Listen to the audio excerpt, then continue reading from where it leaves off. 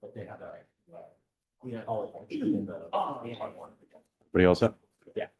All set? All right. Good evening, everyone. Welcome to the regular Bristol Town Council meeting of August 20th. If you could all rise for the Pledge of Allegiance. I pledge allegiance to the flag of the United States of America and to the republic for which it stands, one nation, under God, indivisible, with liberty and justice for all. Thank you, everyone. Welcome. Tony, did you want to add? I know you. Yes, if we may, just the community night, just comment on that, as well as the Harbor Fest. Is there a second? Second. Any discussion? Hearing none, all in favor? Aye. Any opposed? Thank you. Tony, start off. Yes, I'll start with the Harbor Fest, and I know you were there for community night. Yeah, So go ahead, please. the Harbor Fest, very nice, the 12th year that we celebrated, and certainly was a great effort on the part of all the volunteers, from the harbor master to the commercial fishermen and everybody else that was there. The food was delicious. The potatoes cooked all the way through, right, Mary? Yes. They had the little chorizo and obviously the watermelon and corn. So we couldn't complain. And the date was beautiful. The blasting of the fleet went well. So it was an awesome event, you know. And you didn't have to leave Bristol, right? You could just stay here and not go over a bridge. That is correct. However, the bridge was ready by 7:30. Oh, that's right. I Yes, just said to you, I feel like going over the bridge today. I did go right after, I didn't even know that until later in the evening. right. Tony and Mary, I saw a video of you guys, stuffy competition. Thank you for representing. I missed you too, but You're there usually. yeah. But you guys did a great job. I just wanted to say, it's again. They were very good, and we appreciate the folks that stepped forward, you know, and make those delicious stuffies, you know, so, yes. And I'll comment on the community night. Chief, I'm going to ask you if you would also comment on it. My family and I walked through. It was extremely well attended. There were tons of children with smiles on their faces, hitting sirens and turning on lights and watching drones fly in the air and eating some wonderful food. Please, if you would. Yes, you know, any great leader gives credits to his staff. So Captain Julie Vita, you know, from Bristol, spearheaded the event this year, and she did a remarkable job with Lieutenant Brian Morse. But the great thing is that, you know, we worked with our school partners to get the invite out to all of the Connect Ed, to the students. It's a great opportunity to kind of finish summer with the kids on a high note. We just finished our summer camp too with the youth of Bristol. And the great thing is that we partner with all of the local businesses in town and give them an opportunity to showcase, you know, their cuisine qualities. And it was just a beaming night. It was a record breaker for a crowd there. It was kind of standing room only in the entire common. So, But we had enough police presence. We were okay. So good thing to promote the department and the community. And it's kind of what makes the Bristol Police Department a little bit different than the average police department. We are not only fortunate because of the police department, because of the willingness to give back to the community. It's not an edict that you must, is that there's so much want and participation and volunteerism. We're so fortunate to have not only that, but the 4th of July. And we had the Harbor Festival, and there are so many things that happen in Bristol, and they don't happen by accident. It's because people are willing to give back to the community, and you can see it. Tons of volunteers that night from the community. So many. It's wonderful. Mr. Administrator, I don't know if you wanted to add anything. It was great, right? Appreciate that. And Yeah, of course. Yeah, no, we're proud that we have such a well-balanced police department in support of the residents and the council. You know, you probably saw in the online, there were a couple of significant drug arrests in town, so we can't forget the hard work of deterring crime. But at the same time, we need to continue to build support in the community so that we can do those things and keep the community safe. So, but I want to recognize Detective Kearns also for his hard work and keeping fentanyl off the streets in Bristol. Well said. So sorry to leave on a sour note, but You did not. You did not. No, it's just giving accolades where they belong, and it's important to do that. And this council is very proud of what happens here in the town, and by no small fault. What's up? No, I just want to know if Tony made it in the dunk tank this year, like he usually does. No, unfortunately, health didn't permit me to do so. Yes, I Okay. missed it though. Okay. Anything else on this before we move forward? No? Mr. Chairman, I'm sorry, Chief, thank you for all your work. Thank you. Yes. Pleasure and honor. We appreciate what you do. Madam Clerk. Mr. Chairman, members of the council, the first item of business is the consent agenda. Motion to approve the consent agenda? Second. Motion made by Tim, seconded by Tony, as stated. Any discussion? Hearing none, all in favor? Aye. Any opposed? Thank you. The next item on the agenda is the submission of minutes. You have the town council meeting, executive session minutes from June 18th. This was continued from 7/23/25. The town council meeting minutes from July 23rd, 2025, and the council executive session minutes also from July 23rd, 2025.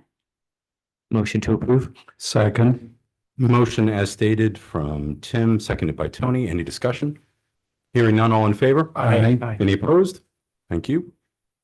The next item on the agenda is C1. This is ordinance 2025-9, chapter 22, and this is for Article 5, Section 22-109, Article 7, Section 22-235, and Section 22-236, as well as Article 8 for Section 28-316, and this is first reading.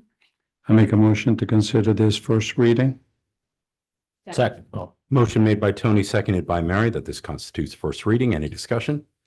Just for discussion, colleagues, I just want us to start to think about, right now, we lock our fees in by ordinance.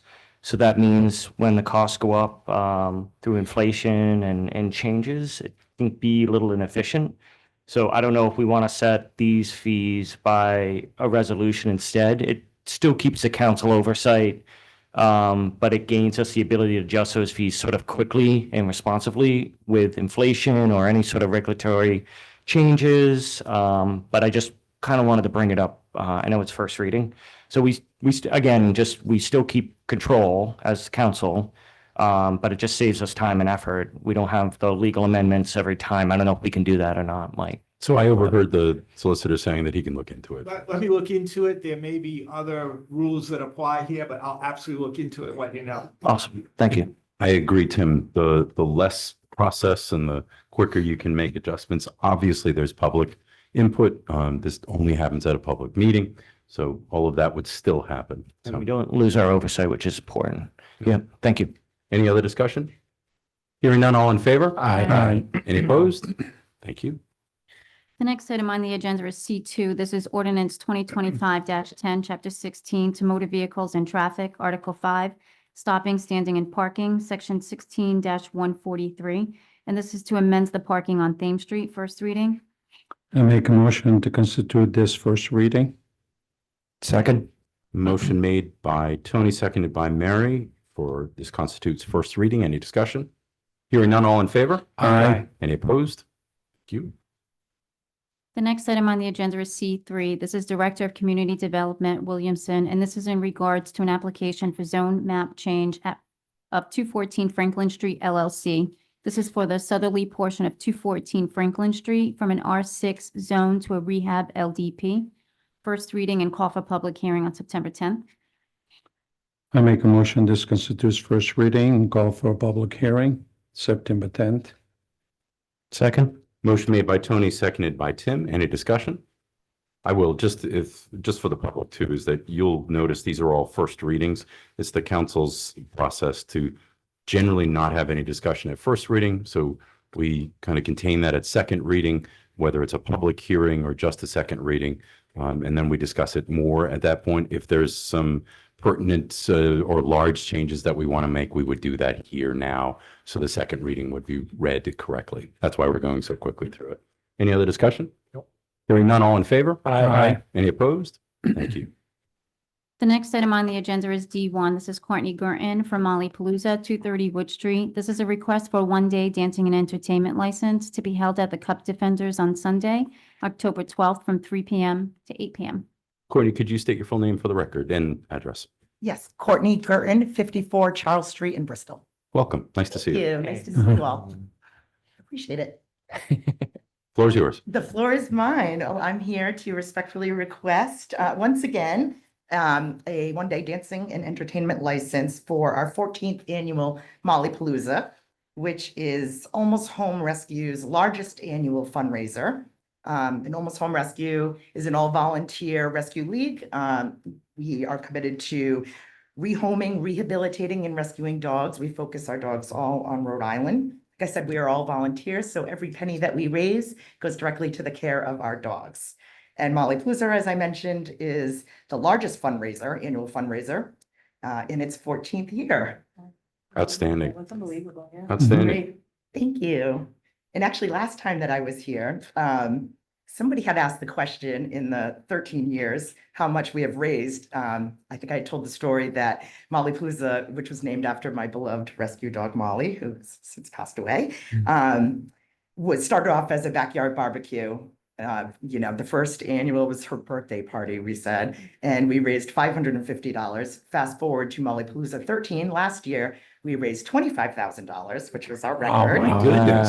It's a big And leap. I added up all the years, and as of last year, we raised $92,830. Very nice. Outstanding. Wow, that's Congratulations. outstanding. So I'm really hoping that this year we can at least exceed that record a little bit. Oh, that's It gets outstanding. harder and harder every year. Courtney, I gotta say, if you take inflation into account and everything like that, you're at 100,000 for sure. That's right. Well, it involves a little neck boil that our lovely fishermen put on, our local fishermen, and obviously the cost of little necks do go up. Yes, they do. Yes, they do. I try to keep the tickets the same price. Where do you get those tickets? Where do you get the tickets for that? You can get them online or you can get them through me. I am always selling. I will say that we cap the tickets. Obviously my fishermen and women would request that. So we cap the tickets at 150. We do sell out typically a week or two before. So I try to sell as many advance tickets as possible. Of course, that also provides a little insurance in case the weather is inclement. And we usually do so. Courtney, you Why can don't you buy them take 'em- online where? Yeah, why don't you take a minute too and just like for the audience to like how to get tickets? Sure. There's a Facebook page, Palooza 14, a bash to benefit Almost Home Rescue. It is also on Almost Home Rescue's website, which is almosthomerescueri.com, .org, I'm sorry. And then, of course, you can contact me through Facebook, other means. So with that said, music is part of it. And we're requesting the license from 3 to 8. And we've never had any issues, so I'm hoping. I also might add, though, that last year, due to rain, we moved the last band inside at the Cup Defenders. And I think no matter what the weather, I'd like to do that again. It really helped us clean up the yard because it takes place on the lawn of the Cup Defenders. And it also helps mitigate any potential complaints from neighbors, which we've never had one. Most of the neighbors actually attend. But I would like to keep the license just to have that, from 3 to 8 if possible. But know that my plan is to probably move the music inside about 6:30. It's dark, it's cold. And that, so that way. I don't have any objection to that, Council. Mr. Chairman, I make a motion, we approve based on all the recommendations and also to follow the rules and regulations. Second. Motion made by Tony, seconded by Mary as stated. Any discussion? Hearing none, all in favor? Aye. Any opposed? Thank you. May I hang up Thank the you. poster? Can you hang up? Post. Sure. Yeah, go ahead. All right. Thank you. Good to I see you, appreciate Courtney. it. Out in the Take hall. care. Yeah. Congrats. Enjoy. Thank you. Mr. Chairman and members of the council, the next item on the agenda is D2, and we have Caroline Almonte of Our Lady of Mount Carmel School, 127 State Street, and this is a request for a bingo license, September 26th from 6 to 9 p.m. All the positive recommendations, make a motion to approve. Second. Motion made by Tim, seconded by Tony to approve. Any discussion? Hearing none, all in favor? Aye. Any opposed? Thank you. The next item on the agenda is D3. This is Kevin Amaroff of Vigilant Brewing Company, 44 Baloo Boulevard. This is a request for a one-day dancing and entertainment license for October Fashta event, September 20th, from 6 p.m. to 10 p.m., and this is for a live band. Kevin's here. Is Kevin here? Is he? No. Don't see him here. Based on the recommendations, I make a motion that we approve it. Second? Motion made by Tony, seconded by Tim to approve. Any discussion? Hearing none, all in favor? Aye. Any opposed? Thank you. The next item on the agenda is D4. This is Donna Falcoa from Benjamin Church Tenants Association, 1014 Hope Street. This is a request for a bingo license on Fridays bi-monthly for starting in September 2025 through August of 2026. And the location is to be held at the Benjamin Church Community Room. There is also, my apologies, there's a late recommendation there from the fire department. The council will see on their dais. We put this on the agenda late. Based on the recommendations, I make a motion that we approve it. Second. Motion made by Tony, seconded by Mary to approve. Any discussion? Hearing none, all in favor? Aye. Any opposed? Thank you. Lots of bingo going on, huh? Yes. Right. Mr. Chairman, if I may, on the last one, the recommendation from the police department was that there are two officers. There'll be two detail officers. I'm sure they understand that. Do you speak of For Kevin Amaral, You mean For vigilant? yes. So when they pick up that one-day license, they do get a copy of the recommendations, and we'll make sure to highlight and make sure that he contacts the police department for that. Super, thank you. Thank you, Madam Clerk. The next item on the agenda is E1. This is the 6-month review for the modification of the dancing and entertainment license for William Mitchell for the Bristol Elks Lodge. I'm the newly improved William Mitchell. Barbara Curtis representing Bill Mitchell for the Elks Lodge. I think I was here 6 months ago, because we were clarifying our permit to have outdoor entertainment on some Sundays. Chief, any issues that you're aware of? No issues at all. It's easy. Council? Based on our recommendation, I make a motion that we approve it. Second? Motion made by Tony, seconded by Tim to approve as stated. Any discussion? Hearing none, all in favor? Aye. Any opposed? Thank you. Thank you. So much. Thank you. The next item on the agenda is E2. This is the 6-month review of the dancing and entertainment license for Christopher Kerr from Tragmar Ale Works, 87 Gooding Avenue. Chief, guess what I'm going to ask you? No. Answer remains the same, sir. Outstanding. Outstanding. How has it gone the last 6 months? It's been pretty wonderful so far. Yeah, it's been nothing but great support from the local community in Bristol. We've been very happy with our facility in Gooding Avenue. The community has been massively supportive. The town council has been massively supportive. Well, we like appreciate beer, it. sir. So I joke. I joke. No, And in we general, actually, we're just very pleased with how things are going. Good. Excellent. good. Looking forward to continue. Outstanding. Council? Based on our positive recommendations, I make a motion that we approve it. Second? Motion made by Tony, seconded by Tim to approve as stated. Any discussion? Hearing none, all in favor? Aye. Any opposed? Thank you. Good luck. Thank you. Yes. Good luck, guys. Appreciate it. Mr. Chairman and members of the council, the next item on the agenda is F1. This is Lisa Heffernan from 1 Siegel Street, Apartment 1. This is a request for a non-residential hardship parking sticker. You will notice that there's a received at meeting letter from Mrs. Heffernan. Sorry, I keep forgetting her name. She was unable to make it this evening due to a work conflict. She asked for the council consideration. She provided a letter why she couldn't be here and the reason for her request. And asked for council consideration and also attached some pictures of the road. So what's in front of this council is the petitioner, the petition reads, I'm requesting parking without being ticketed.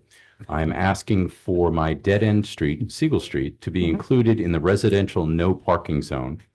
Extremely limited parking on Siegel Street, so I need to park on other streets most nights after work. If extension is not granted, I kindly request non-resident hardship residential sticker. What I take, that's to give the petitioners some leeway. This petition is the way that we give you the information. You can write about this much. So she was brief in not the best English, but that's not her fault. That's the paper that's there. What I take from this is that she's asking this council to include Siegel Street in the required stickering for required residential parking stickering. So we've done this. This is kind of turned into It's extended itself. We've extended it, obviously, because of responding to long-term parking. Some of it is from Prudence Island residents and others. And I think the request here is that we, the council, would consider including Siegel Street into the residential parking. I don't see any reason why we would not in this instance. And I think that if the council agrees, then we can refer to the administrator and the solicitor and come back with an ordinance change on that. So moved. Based on the recommendations, I agree with you, Chairman. Second. Motion made by Tim, seconded by Tony, as stated. Any discussion? Hearing none, all in favor? Aye. Any opposed? Thank you. Mr. Chairman and members of the council, the next item on the agenda is F2. This is Cameron Rancourt from Road Races Events, Inc. And this is in partnership with the Bristol 4th of July Committee to hold a half marathon on Saturday, June 27, 2026, from 6:30 a.m. to 10 a.m. at Independence Park. Good evening, council. Good evening. You're Cameron. Yes. that is me. Nice to meet you, Cameron. Nice to meet you. So this will be year 11 of the Independence Half Marathon. Thank you to Ms. Corriero for getting this on so early to the agenda. I know it is in late June of 2026, but Why so last minute then? but we like to get all our permitting done when we can. Just makes my job easier. Will be year 11. It's my favorite race we do at the company as someone who was born and raised in Bristol and Warren.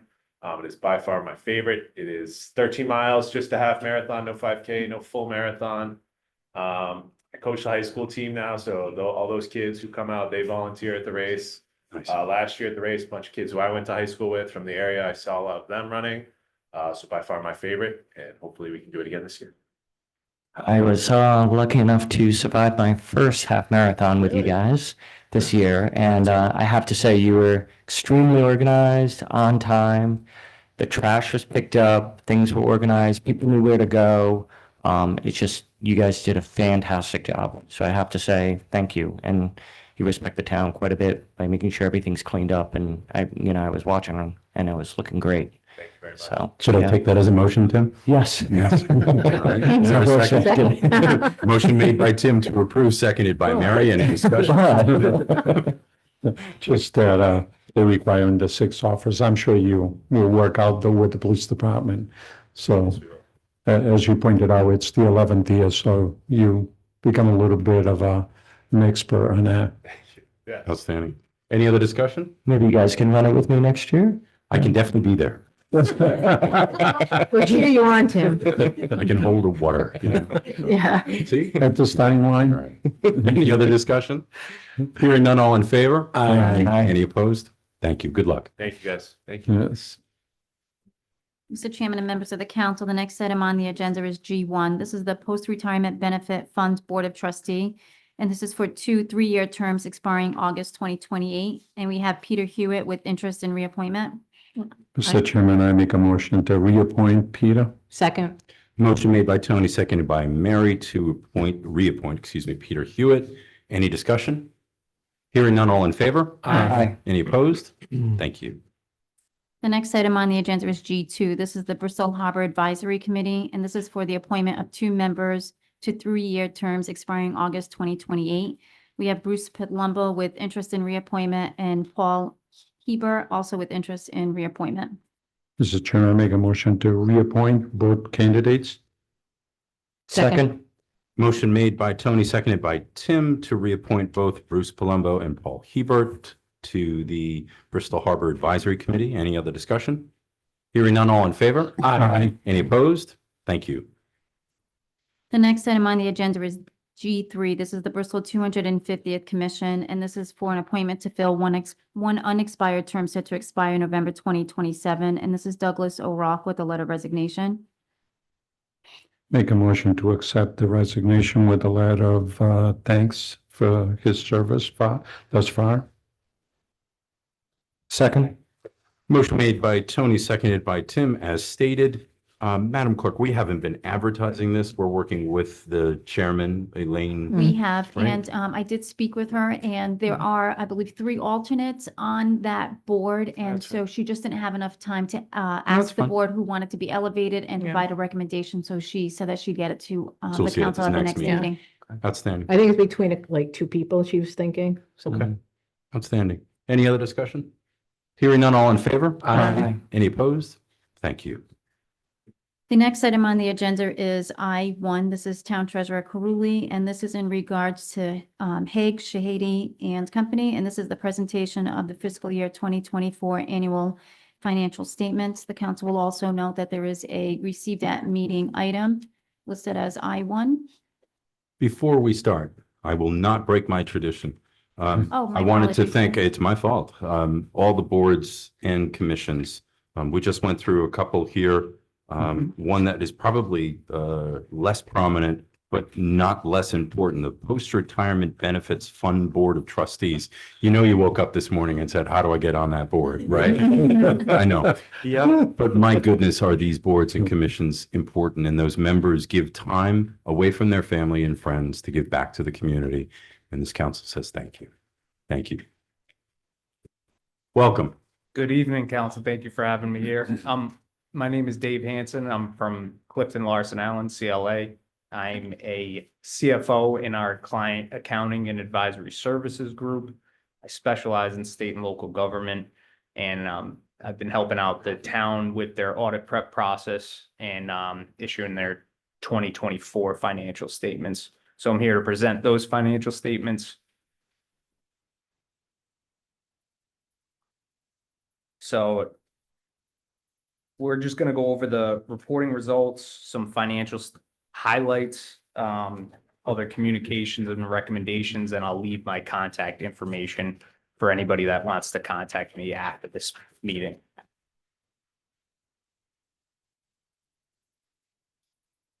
So for reporting results, the auditors issued, they performed their audit under generally accepted auditing standards, GAS, and they issued an unmodified opinion on those financial statements.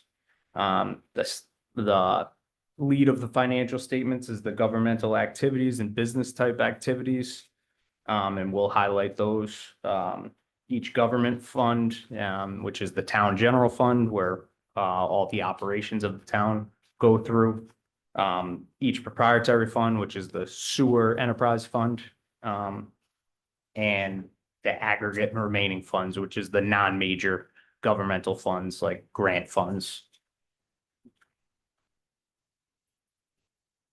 The auditors, under the GAS auditing standards, they issued a material weakness in internal control over financial reporting.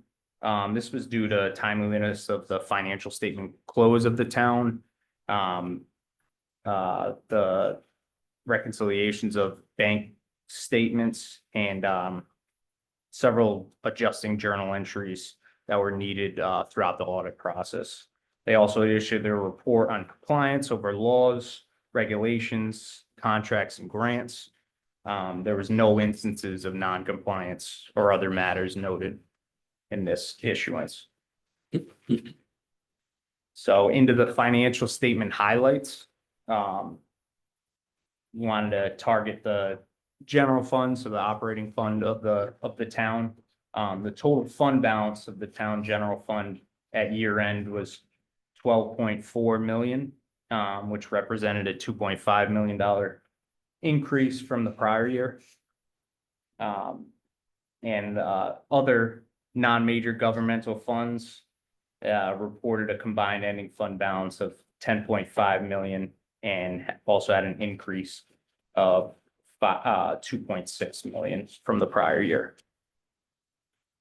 Of those fund balances in the general fund, there was broken out as non-spendable, which is generally prepaid or inventory items, restricted, committed, and a $9.6 million worth of unassigned fund balance that the town can use at its disposal. For general fund operating results, total revenues exceeded expenditures by $2.5 million. Total operating transfer from other funds was 75,000, which led to that $2.5 million surplus in fiscal year 2024. Operating results from the non-major funds, total expenditures exceeded revenues by $5 million.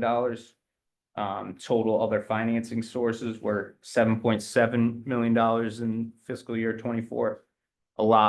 Most of which had to do with the bond issuance of about $6.3 million that happened during the fiscal year. That resulted in the net change in fund balance of $2.6 million. Now for the sewer enterprise fund, total operating revenues exceeded operating expenses by $734,000. Total non-operating activity and transfers totaled $935,000, which led to a net change in fund balance of negative $201,000.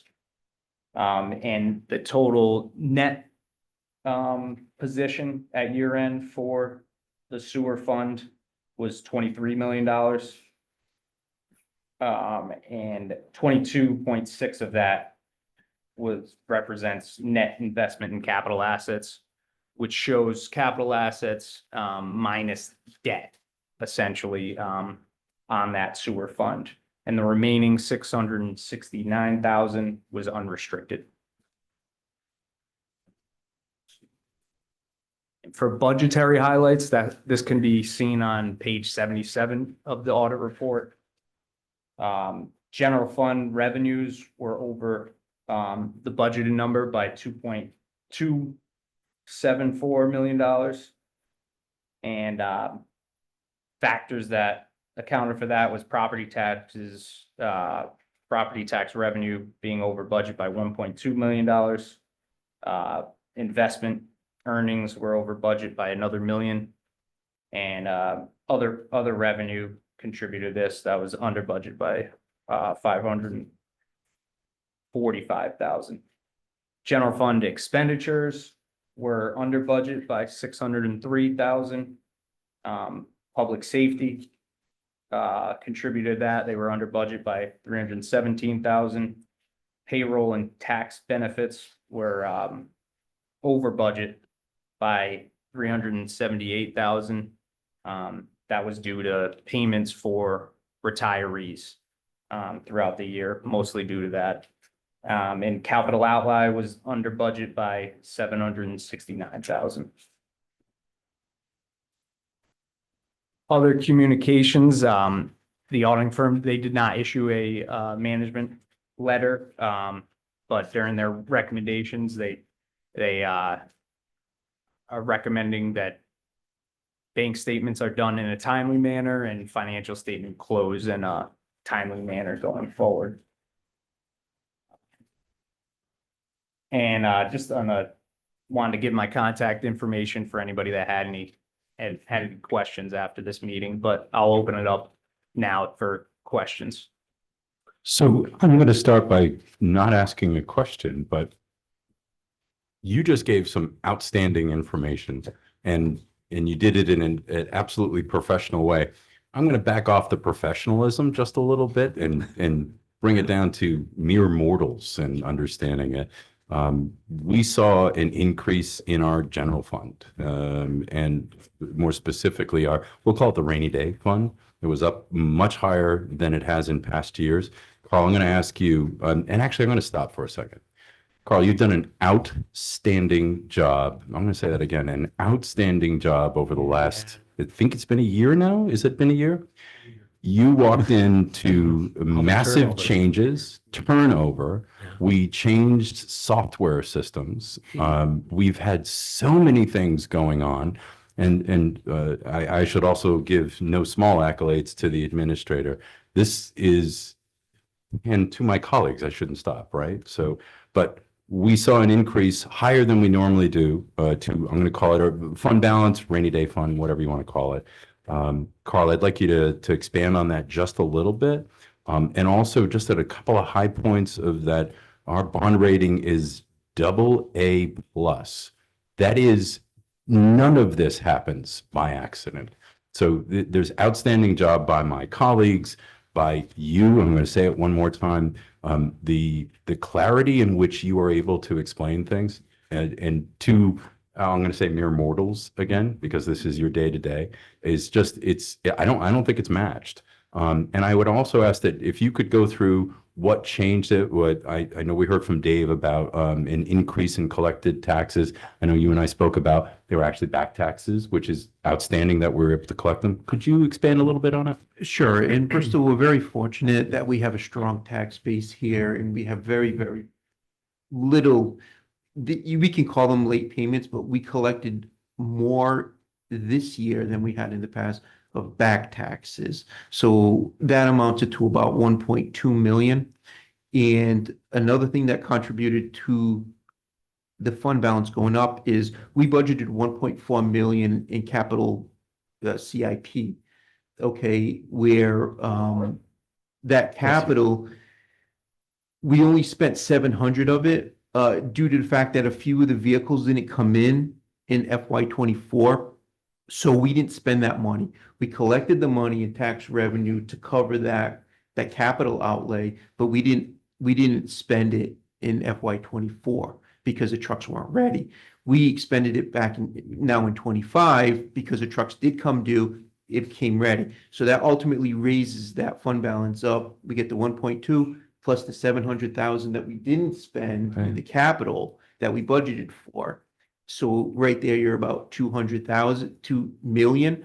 And from there, the difference is probably what you see normally on just basic budgetary expenditures and the revenues and expenses where we cut back. We're very responsible, Bristol. I know all the town managers, the department heads are very conscious of getting better quotes, 3 quotes for anything that they try to spend on. We try to save as much money as possible.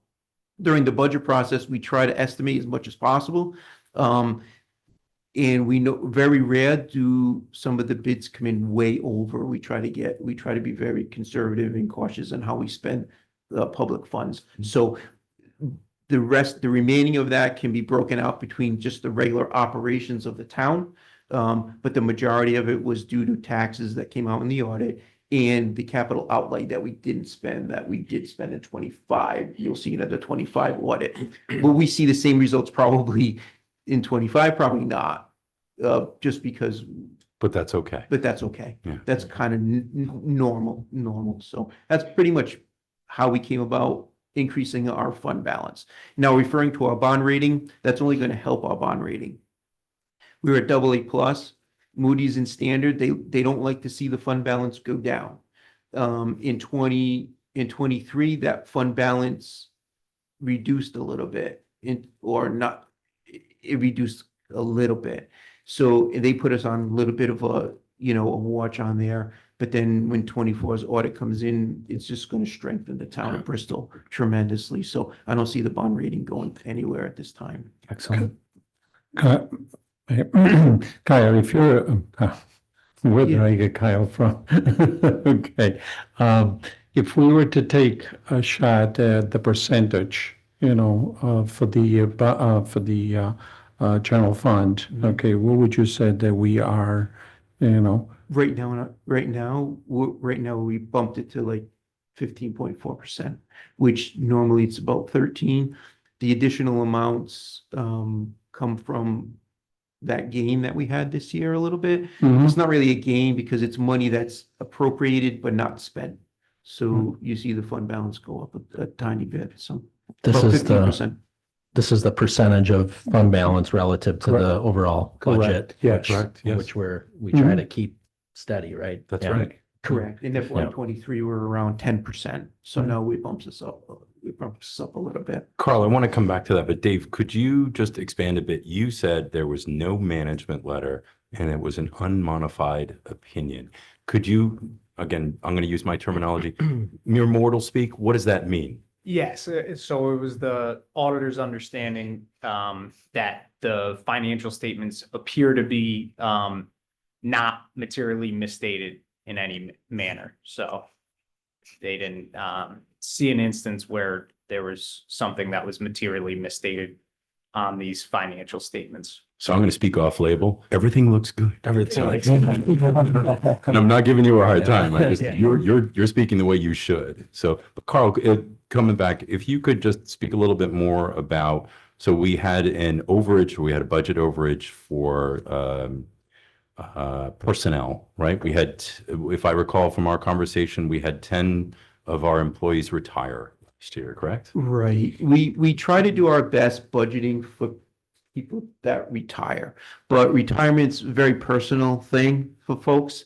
So not everyone will let us know if they're retiring. Some of the retirees have been with the town for an extended period of time, sometimes 20, in some cases, 20, 25, 30 years, where they built up a lot of accrued time. Yeah. That accrued time is earned time, and they're owed that money. So we do our best to budget for that. In some years, there's a lot of retirees. In some years, there's not.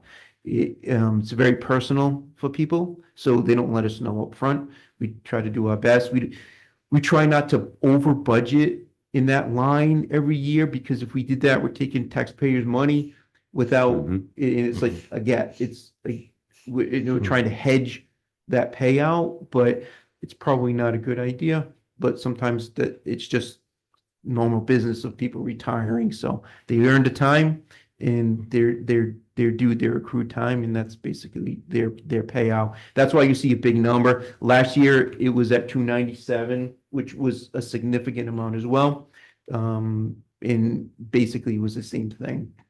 So like I said, it's hard to budget that. It's kind of a guess. It's a very personal thing for most folks, where they don't let us know up front. We try to do our due diligence and try to hedge that out, but we do our best with that. On every year, on every audit, we do a single audit, right? Yes. We focus on a particular portion of our process. Could you speak more on that? Yeah, so this year, the same as last year, we did the single audit on the ARPA funds. They like to see that we're reporting correctly on ARPA funds. This year, there was, back in early of 24, we obtained a RIB bond for 1.26. It was a resiliency bond, and it was misposted in 23. It was misposted as revenue. The way that RIB works is RIB is a drawdown loan. So we close on the loan, but we don't get all of that money up front like we do a general obligation bond. Excuse the simplicity, like a home equity loan, if you will. Sure. And we draw down on that. So when the project's in town, when the expenses are incurred, we contact RIB reimburses us the money for it. So basically the 1.26 in FY23 was posted as revenue, as if we were posting a general obligation bond. So that overstated our cash balance in our cash accounts. So, and that's one of the things they refer to as sort of something that can be improved was the reconciliation of that. And also the old system that we were using, the AccuFund system, Sarah and I recognized early on that it wasn't working correctly. We all knew that. This year they mentioned that needed to be improved. We knew that last year. So that's why we petitioned the council to get the new accounting software to get rid of the system and actually work properly, work for us than against us. Yeah. So that kind of was an obstacle this year, and it contributed a little bit to the delay in the audit, amongst other things as well. But that was basically it on the single audit. The single audit brought Thank that you. out. But Mhm. I just Not- have, Go ahead. No, No, if you have you a go. question for Carl, I have a question for No, the gentleman. mine, go ahead. You Oh, you go on that. Yeah, I feel like I ask this question every year relative to other municipalities in Bristol. I imagine that you're seeing a lot of other municipalities across Rhode Island, Massachusetts. How do we compare to those others in terms of, what we've Be built careful over how here? you answer that, Dave, okay?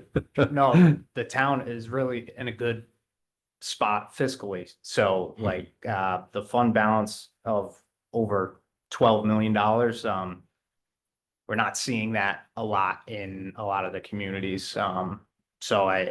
From that perspective, the town is doing very well. Certainly from the fund balance perspective. Yeah, and I see like, there was just one thing that was reported here. I imagine Yes. that there are some houses of horrors out there, in terms Yes. of how things are managed and everything like that. So yes, it was just one finding on, that was the material weakness, as Carl noted, due to those factors he had mentioned earlier that led to that material weakness over financial reporting. No, I was going to say, now that we have a new accounting system, I would appreciate if in the future you could walk us through a report that we normally would get, a financial report. Just for us to familiarize ourselves with it, for one, and to get caught up with it. Yeah,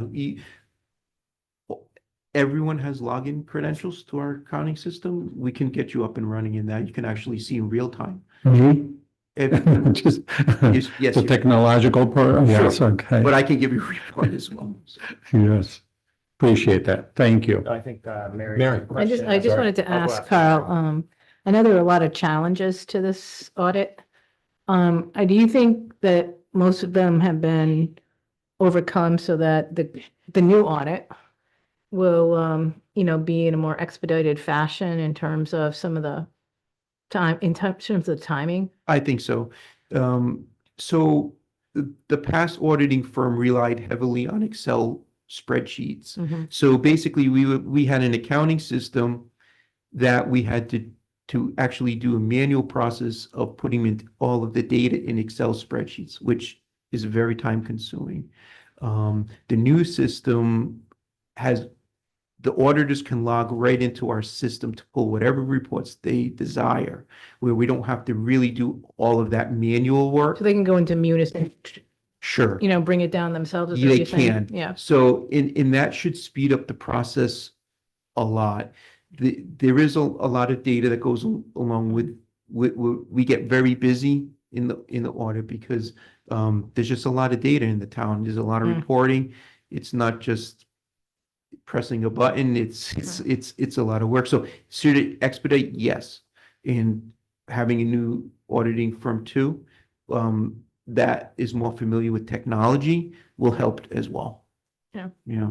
That's good. Yeah, I Mhm. just, I'm not trying to like rush it or anything. I just know that we get these reports like around December or January. Yeah. So And, I know, you've told us some of the issues, so I'm aware of what the stumbling blocks were, and I'm just curious.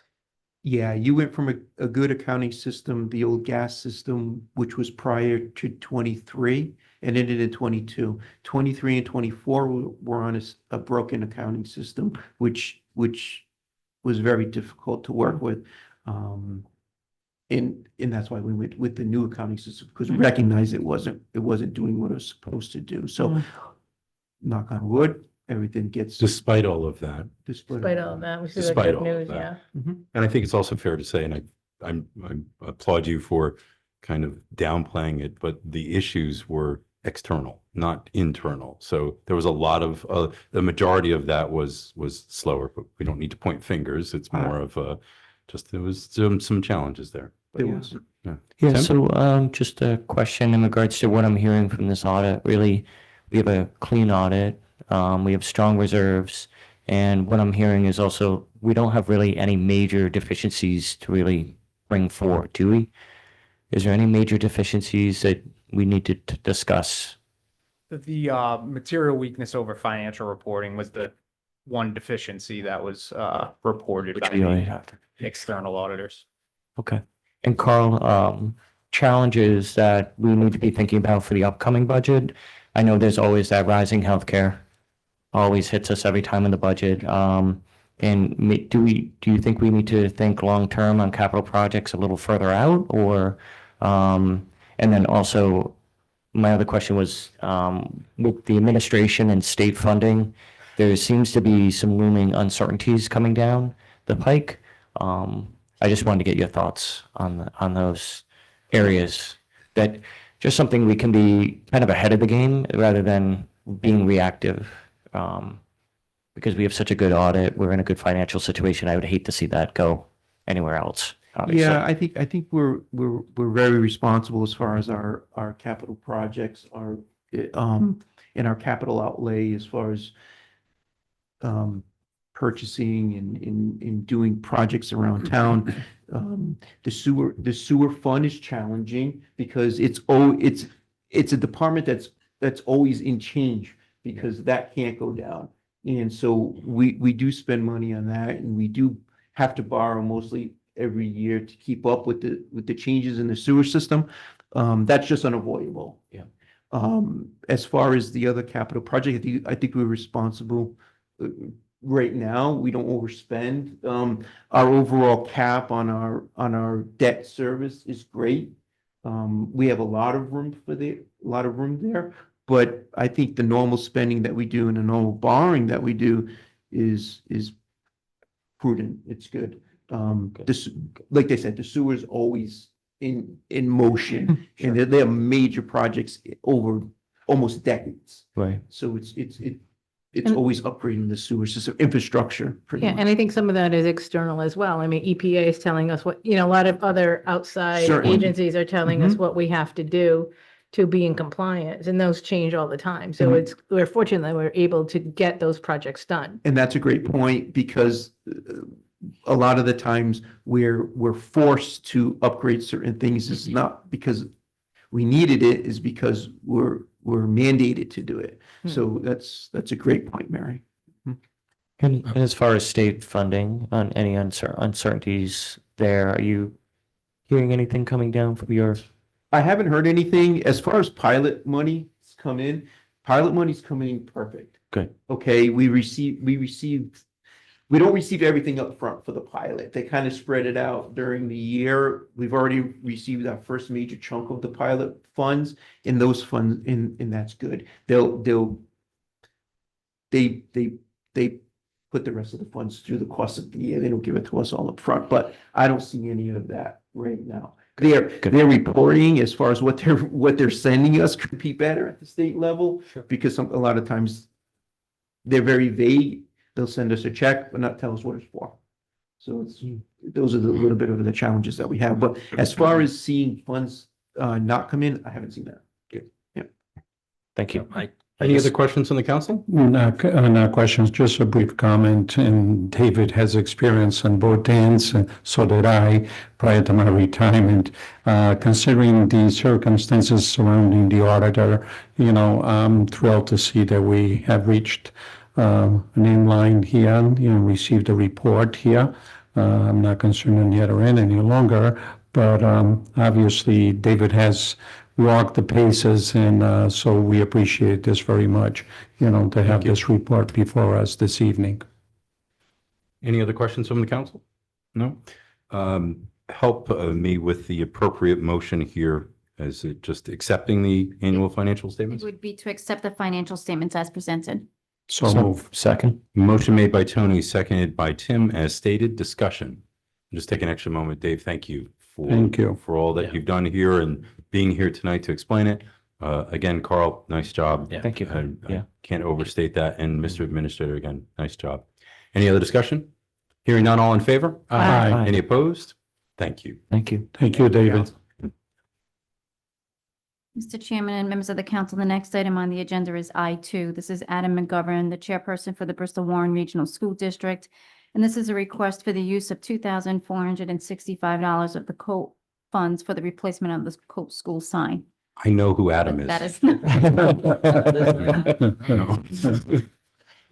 Thank you. Mr. McGovern had a conflict, so I said I would be happy to come and speak on behalf of the district. And I want to acknowledge up front that this is typically an expense we would have asked you prior to buying the sign, but between the swap out of our facilities directors, we didn't know the sign was coming until about 2 weeks before 4th of July, when we got a call to say, don't worry, we'll have it up for 4th of July. And so we've kind of had to backtrack and work through the school committee to then bring it to the town council. So we're just requesting that we be allowed to use the COLT fund to pay for the sign in front. Thank you for that explanation. So that's appreciated. Council? I make a motion that we approve it. Second. Motion made by Tony, seconded by Tim to approve the use of the Colt funds for the replacement Colt sign for an amount of $2,465. Any other discussion?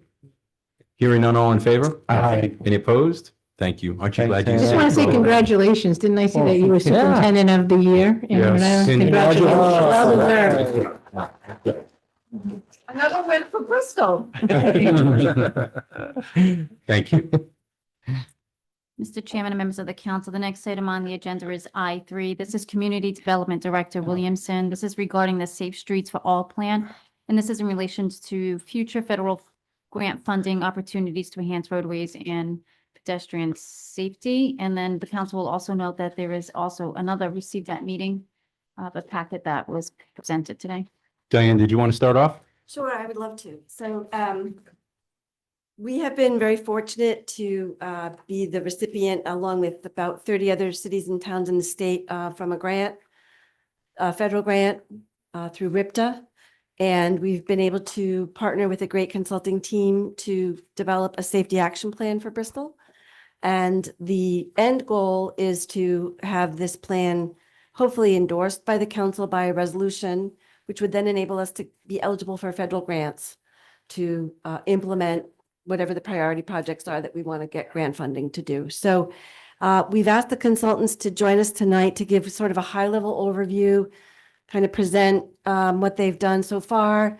If you have any questions, we would then ask that you continue this to your September meeting. I do have a draft resolution that we would be asking you to eventually, hopefully adopt, which would be part of the endorsement of the plan that would be required for the federal funding. So That was excellent. That's it. Before we move forward, I just, for a point of clarity, what's in front of us, it says Safe Streets and Roads. It was going back a few years, there was a similar name, way different project and conversations. This has nothing to do with that. This was just the name chosen for this, having nothing to do with prior conversations. right, So, this is a federal program. And so it's some of the nomenclature is based on what's required for the federal approval. so who's with us this evening? So tonight we have the consultant team from Nelson Nygaard. I said that right? Yeah. We have Kelsey Tustin and Allison Fletcher. Got it right. Most of my conversations have been Zoom, so it's kind of a little bit surreal to have them actually here in front of me in person. But they've come to give you an overview. And again, if you have any questions or comments, we can take additional comments as a supplement in the public comment section of this document. So even after tonight, if you read it, we hope you read it. And if you have questions or comments, you can send them to my office and we'll make sure they get inserted in the appendix for the public comment section. So please, a nice high overview on what's in front of the council, please. Sure. So yes, again, I'm Allison with Nelson Nygaard. Nice to meet all of you and sit in on your meeting. The materials we distributed today are a copy of the plan. There's also a fact sheet, which is just a 2-pager front and back to give you some of the most important stats and facts and things that we discovered over the course of the plan. And as Diane mentioned, yeah, you've been very fortunate to participate in this grant program that, RIPTA took care to apply for this grant, win it on behalf of Rhode Island towns so that everyone could be having this conversation about street safety in their towns at the same time. Of course, Bristol's already doing really great with street safety. You have great crash data. You're already looking at crash trends proactively. So this planning process kind of looks at things systemically through the grant program, like looking at your crash trends, engaging the community on where their areas of concerns are, bringing that together with where has safety projects been recommended in other past plans that you've been doing and talk about here at your regular council meetings, and bringing all that together with the science and studies of ways to reduce death and serious injuries from happening on your streets. So we did some prioritization of the crash trends that we saw and made some recommendations for potential project areas. The way this federal grant program kind of works is you do this plan that solidifies your commitment to trying to reduce crashes and injuries on your streets. And then once you have a plan adopted, you get positioned for future rounds of grants within the program. So now if you do endorse and adopt your plan, you could submit a grant application to get additional funding up to millions of dollars in some cases to either do supplemental planning on some of the projects that are recommended in the plan, or to also implement them.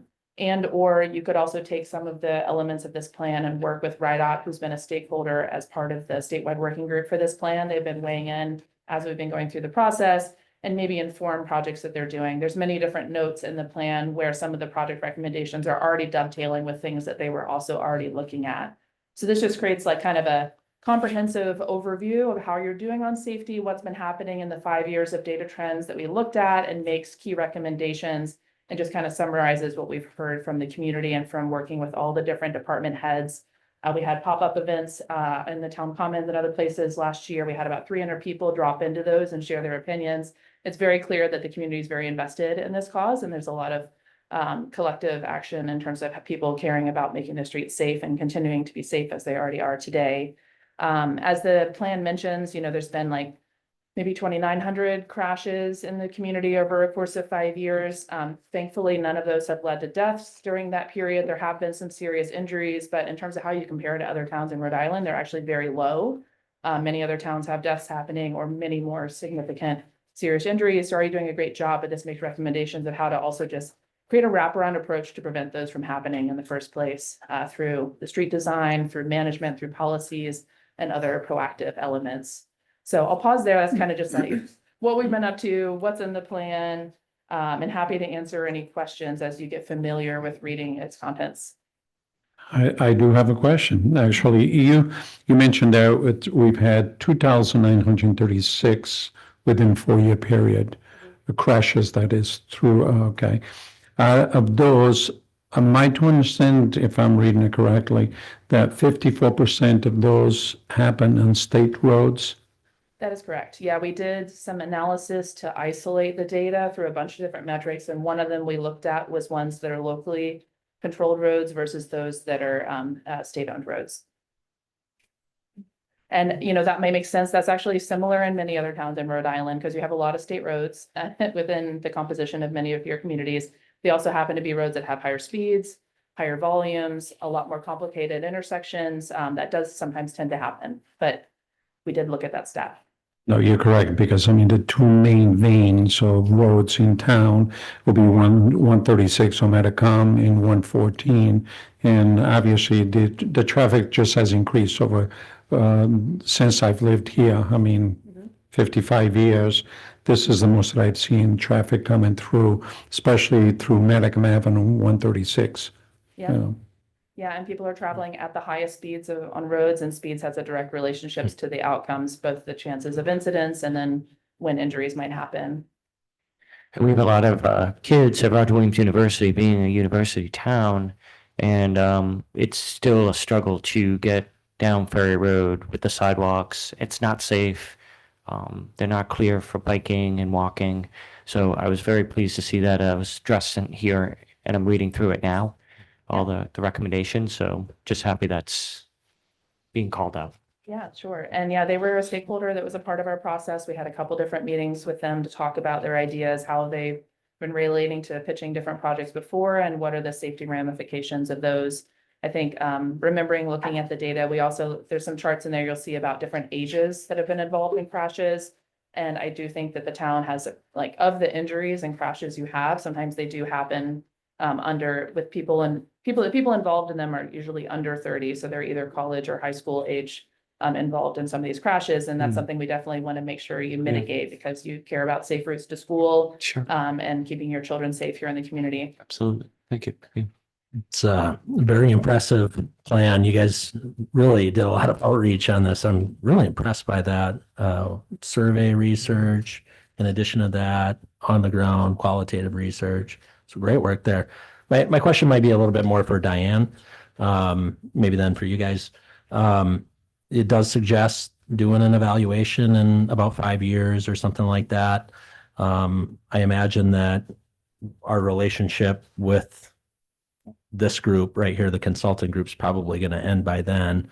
How does that work out when we say that we're going to evaluate something in 5 years? Is that just something where you go on your calendar and your Google Calendar and say 5 years from now, we need to take another look at this? Or is that something where, the council has to come up and say, hey, where are we at on the plan that we have? I just kind of wondered about that a little bit. Yeah, that's a good question. And usually there is some prompt, I think what we will probably look at with some elements of this plan is incorporating it into the comprehensive plan update that's Okay. about to be launched. And so our thinking was that this could actually be a chapter or a subchapter of the circulation transportation element. So if it's in that document, it's a required 5-year review and a 10-year update. So that's the kind of thing that would kind of keep us in line for doing it without a lot of trying to remember. I love that because it's like you're just structuring it into something and then it doesn't sit in the bottom of a drawer somewhere and die. And that's one of the things that we always kind of worry about is Right. like, we have really good ideas here, but how do we make sure that, the conversation continues over the years, especially when there's staff turnover and, things like that happen and stuff like that. So, but I love the idea of putting it, making it a part of that comprehensive plan for sure. I can maybe add one thing too, with some of the remaining funds from the grant program, we're also creating a supplement to the plan. That's like an annual reporting template. Oh. So just like, kind of a worksheet that you plug some of these numbers in, like we had X number of crashes this year. And so you can look year by year at how you're comparing. And that's one of the things that's a component of the Vision Zero Systems program, just to make it easy. And I think your police department's already looking at some of these in a way that other divisions don't usually even. Yeah. So I have a question. This plan, excellent, calls out, outlines 13 projects. Paint a scenario. 6 months from now, we identify a 14th or 16th. How does that play into all of this? And does that put us behind the 8 ball or make us more challenging to get those new projects approved? It's a little bit of a tricky thing to respond to, I think, because like there is what's in the plan and that positions you for the implementation grant funds. If it's not named in the plan or, was it satisfying different criteria of crash trends and so on, like this is trying to be responsive to where there are crash trends today. There are a couple things that we named in there, for example, that might be a solution to that. So like one of them was we talked about places where there are sidewalk gaps and we recommended there be a subsequent plan, because not everything that we're doing as part of this plan was just looking at sidewalk gaps. We're looking at a lot of other things. We recommended a plan to do a sidewalk gap closure program as one of the things, because we do recognize it has an implicit tie to safety. And so we named some suggestions for some of those gaps you might add as part of that program. But then over time, when you actually start that planning process, you could even add even more to that. And that I think you kind of could see this as like a separate planning process, right? Okay. It's not actually part of this planning process, but it's like an outcome project from it. Ranking segments on HIN. Tell me what HIN means again, please. That is a acronym for the High Injury Network. So it's the places where we observe most of your like percentages of crashes that lead to injuries. When there's a crash, does it result in an injury? It happens most on those segments of roadways. So these parameters, so for example, proximity to public school within a quarter of a mile was plugged in because we saw a lot of injuries and accidents within a quarter of a mile? Or did we No, that's a set the slightly separate prompting thing. to a quarter of a mile and say, hey, what happened in that? And then also within a high equity census block group, what does that mean? So basically to prioritize the projects, we had a multivariate scoring system, and one of those pieces was the high injury network, so the crash trends itself.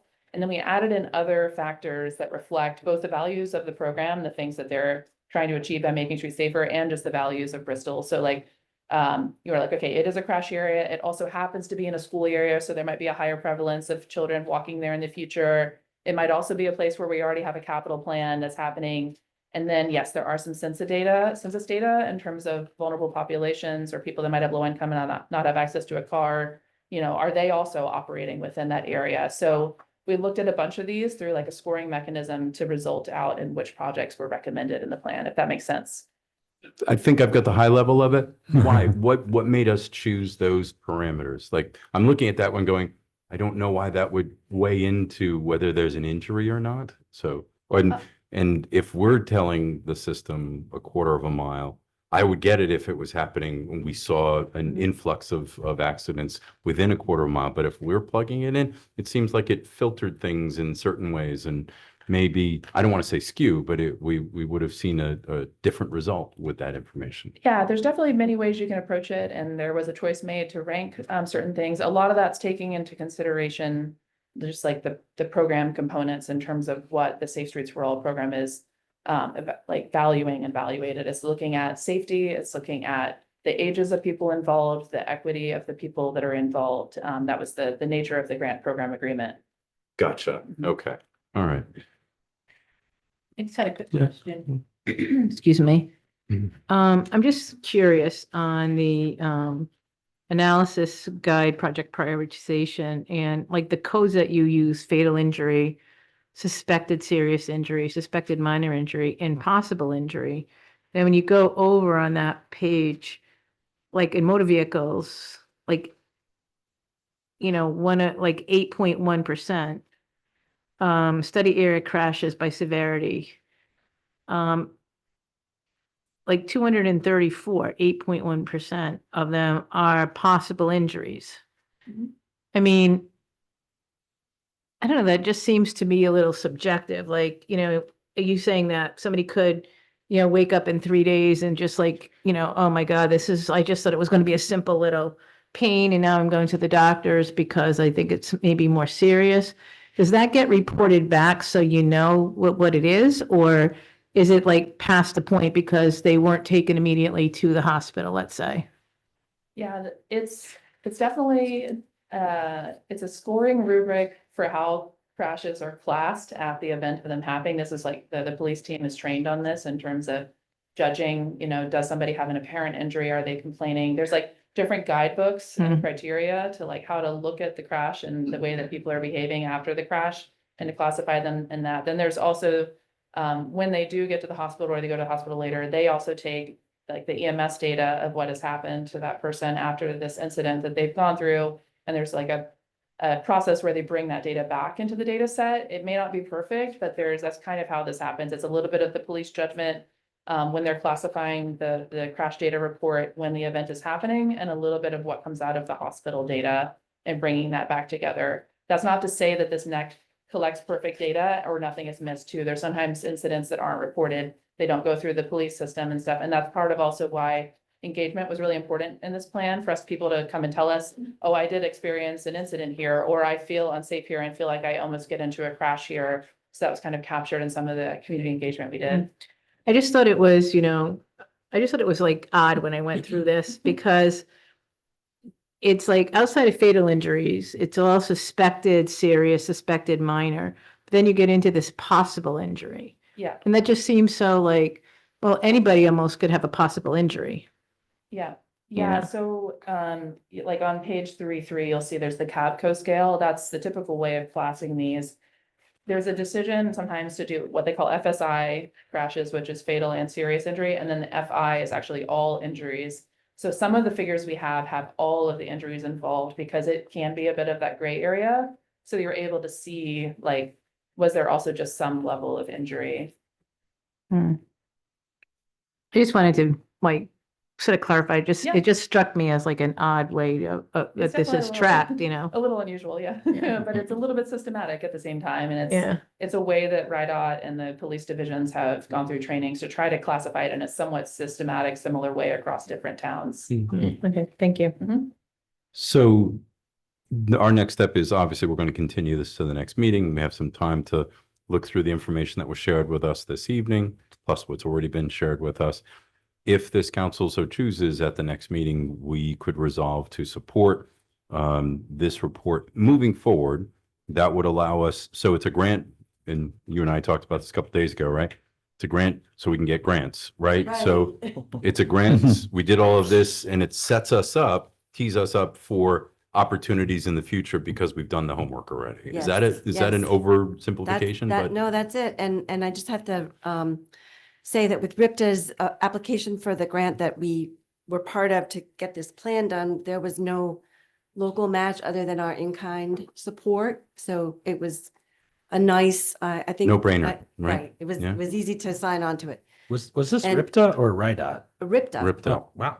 So what you just did is what I did. Yeah. And I said, what, so we're talking about bus routes? No, it just happened to be, they're the ones who applied and received the grant and then, Right. right? And I think and the other thing to note is that similar to what we've done with the sidewalks on Hope Street, we would have to partner with DOT if we're gonna look at any of the state roads for any implementation funds. But again, if the council chooses to endorse this and then it goes to the federal Department of Transportation, and once it's approved, then we're eligible for grants. And there is still funding. I asked Allison earlier, there's another round of funding coming, expected next year. Yeah, usually they open in spring and you have 2 to 3 months to respond to them if it follows the same pattern it has in prior years. And there's a chance that the grant pool and program could be renewed or extended with more funding, but we'll have to see next year what happens with that. But there's at least one more round of statutory funding that will continue going forward for implementation projects. Does it make us eligible for a certain dollar figure, or do we not know? No. Okay. Yeah, I mean, it could be a very large dollar figure. You just answered that like a lawyer. Did you? Yes, yes, no. No. Outstanding.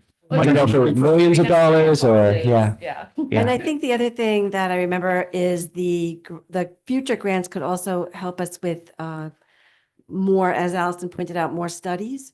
So like the sidewalk gap analysis, because we know that there's a lot of sidewalks that need to be connected, and we couldn't really identify and rank all of them as part of this project, but we can do a subsequent study to map those out. Yeah. So Yep. I think we can get funding to do more planning, right? Right, you can do both more planning and construction and building of the projects. So a planning thing could be also naming more things that you want to study. Yeah.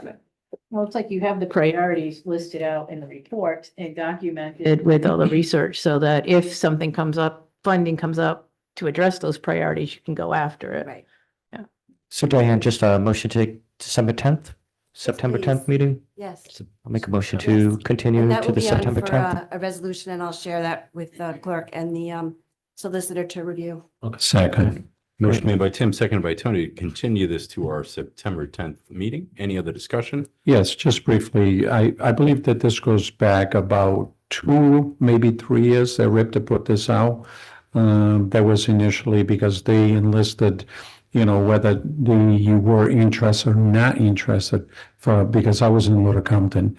So I think I remember seeing, I think it was you, I'm not sure if you came to Little Compton. But anyway, the bottom line is, I remember along with that was also the small communities bus program, that you could apply for a small bus if you did not receive direct service from RIPTA.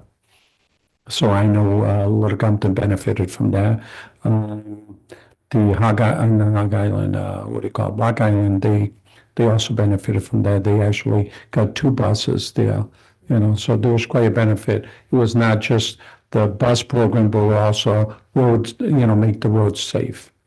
Yeah, they're also doing a safety plan. And yes, the grant was won in 2023, and this project got started after the contract was finalized in 2024, early 2024. Yeah.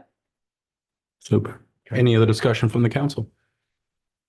Before we vote, thank you to both of you. Thank you, Diane, for all of this. All in favor? Aye. Any opposed? All right, thank you. Thank you. Mr. Chairman and members of the council, the next item on the agenda is I4. This is Narragansett Electric and Verizon. This is a request to install inline P28-50 on the corner of Thames and Church Street. This is generally on the consent agenda item of the recommendation was to deny, so that is why you see it on the regular agenda. Mr. Administrator, did you want to add anything to this? I know that we do have the recommendation to deny. It calls out from the Department of Public Works Director, Chris Perella, saying the department is working to minimize the presence of overhead utility lines.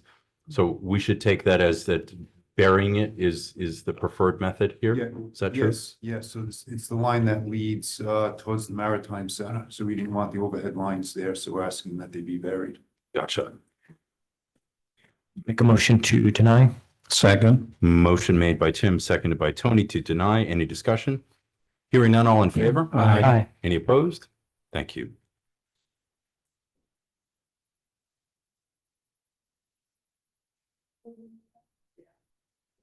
If we may, we're thinking, it might make sense to make that motion denied without prejudice, so it can come back to you, might come back in a different format. Okay. If we don't change it, just so I understand process, if we I mean, I didn't hear the motion as in with prejudice. So what is it? Well, it would be with prejudice, and it would be a while before it could come back to you, that's all. So I don't have any objection without prejudice because we're looking for a positive outcome here. Yeah, we want a positive, we want them to bury the line, obviously, so. Yeah. So we don't run into a parliamentarian problem. If we could just make the motion to deny without prejudice.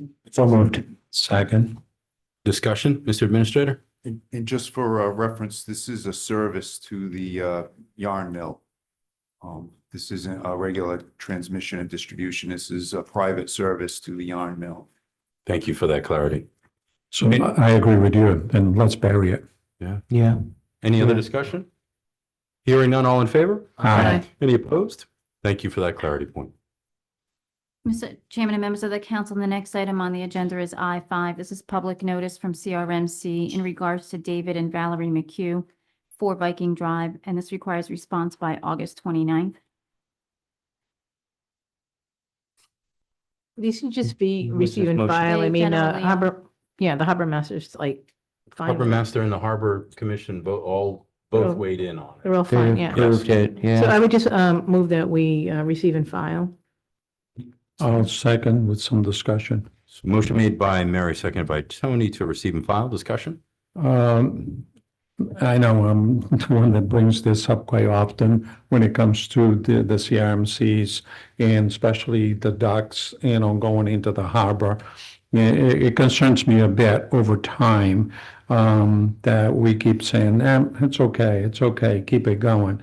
I don't know how many times we'll do this, that we'll see an impact on the commercial fishermen and also on the harbor. It sort of concerns me a bit. I know that there's some modifications to some of these now that are being allowed to be installed with some consideration for that. However, I just somewhat caution that we keep allowing them, but at some point we may have to take a harder look at it. Thank you. Any other discussion? Hearing Can I none, just all- say, oh, oh, I'm go sorry, I'm ahead, just gonna please. say, like, it's an interesting point that you raised, Tony, because it might be like at some point worth the Harbor Commission and the Harbor Master to take a look at like what areas are more sensitive. So like just these 3, you've got one, I think, did I see one on? Well, like, let's say there was one on Kickamulet. You know what I mean? That may be more sensitive than the one that would be on Portside. If Portside, I think it's on the other side, you know what I mean? Right here Yeah. by the, But I mean, like, if something's facing the town versus on the other side in Pappasquash, you know what I mean? Like, I think it would be interesting to ask that question at some point and to have them maybe give some thought to that. So like, I'm sure he thinks about it probably when he sees these in the Harbor Commission, but it would be nice to just have a general sense, like, if we were to rank the areas, like, there's very little issue with X side of Pappasquash. There's a little bit more here, but, Kickamulet, there's like, narrow waterway, whatever the case may be. Like, it would be interesting to hear that, especially for those of us who are not boaters or what have you. So speaking to Tony's point also, I reached out to the chairman of the Harbor Commission to this exact point, kind of an earlier discussion, and this is part of their dialogue. So for example, Viking, when anything like this, but I'll use Viking as an example, they'd asked the petitioner to the property that is right next to it is the association's, we'll call it beach area. And they'd asked to work with them to move the boat lift, I believe, from the south side to the north side to be less impactful over there. Another example was the Portside Drive. If I understood this correctly, is that area, they actually take quahogs from polluted areas and reseed them over there with the hopes of a few years down the road that they'll grow and they'll be able to harvest in that area. So they have been You don't want looking it at- polluted then for that reason. Exactly, yeah. right. So you give By them boats time and to whatnot, yeah. clean themselves up and all of that.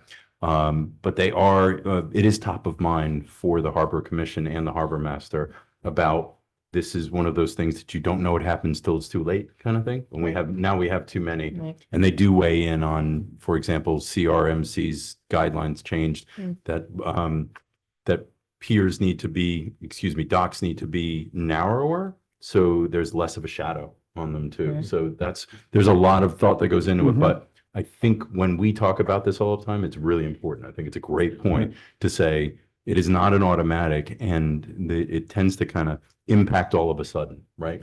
So, But my point was just a little bit like step extra, and it was just at some point at a meeting when it's, quiet, whatever, to just have them come and explain that to us. I think it's a Because great I idea. think that they were always, I'm sure that that's all on top of their mind and part of their decision making, but conveying we it just, to us. yeah, just like. It's a great in- idea. In a general conversation. I mean, it, doesn't have, we don't have to live and die by it, but just the general conversation of how they come to those decisions. Well, yeah, that informs like our decision or the Right. questions that we'll be Yeah. asking people who are Yeah. trying to be on the commission or Mhm. the advisory board and things like Good that. point. So. Yeah. Yeah, no. Any other discussion? No, I just think Mary, I'm totally on board with that because now you got my head spinning. It's like, well, what is the impact if, say, suddenly everybody wanted to come and have a dock? What would that do? You know what I mean? Like, or, as those build, like, let's think about it. You know what I mean? Like, what are those risk areas of that if we got, Yeah, thanks, 15 Tony. applications This is for great. docks? So, Yeah, so I think, I needed to bring it up. it's a good thing. It is. Tony, It is. It's you're great. on the ball. Yeah. Nice There's a job. moratorium that you can't put a dock in if there's a baby shell, like a shellfish cleaning area. Yeah. Whatever they call it. Do you know what I mean? Yeah. Yeah, no, yeah, Any other discussion? Reseed. no, good thoughts. Hearing none, all in favor? Aye. Any opposed? Thank you. The next item on the agenda is I6, public notice from CRMC in regards to Gregory and Renata Hayes, 458 Papa Squash Road, requires response by August 16th. I know it says August 16th, but and today's the 20th, but that recommendation will still go to CRMC. We just need to receive and file, please. Motion to receive and file? Second. Motion made by Tim, seconded by Tony. Receive and file. Any discussion? Yes, no, just kidding. Any other discussion? Don't take out Tony. Hearing none, all in favor? Aye. Any opposed? Thank you. And the last item on the agenda is I7, public notice from CRMC, and this is in regards to Terry and Mary Steelman, 6 Portside Drive, requires response by July 24th, but this was continued from the July 23rd council meeting. Motion to receive and file? Second. Motion made by Tim, seconded by Tony. As stated, any discussion? Oh, not again. No. Hearing none, all in favor? Any opposed?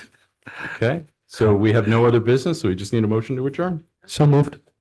That's it. Is there a second? Thank you. Motion made by Tim, seconded by Mary. Any discussion? I do. Thank you all. This is a very productive meeting. All in favor? Aye. Any opposed? Good night. Thank you. Thank you. Good night, everyone.